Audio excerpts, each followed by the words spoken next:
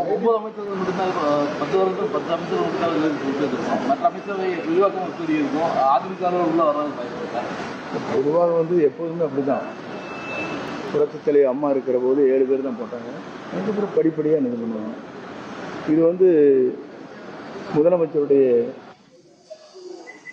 நிலையில் நின்று எப்படி இதை இயக்குவது என்பது அவர்தான் முடிவு செய்ய வேண்டும். எங்களை பொறுத்தவரையிலும் இப்போது ஒரே ஒரு கருத்தை சொல்ல விரும்புகிறேன். நான் என்று ஒருவன் நினைத்தால் ஆண்டவன் தான் என்று காட்டி விடுவான். அதுதான் இப்போ இருக்கிற நிலை. மாவட்ட செயலர் நீக்கியிருக்காங்க 2 பேர்த்த இன்னும். அதிமுக அந்த சட்டத்தில் 2 பேர் கிளாஸ் ஆகிட்டு. பொதுவாக அவருடைய நிலைப்பாடுகளை பார்க்கின்ற போது புரட்சித் தலைவர் எம்ஜிஆர், புரட்சித் தலைவர் அம்மாவுடைய இயக்கம் அவரால் இன்றைக்கு வலுவிழந்திருக்கிறது என்றுதான் நான் குறிப்பிட முடியும்.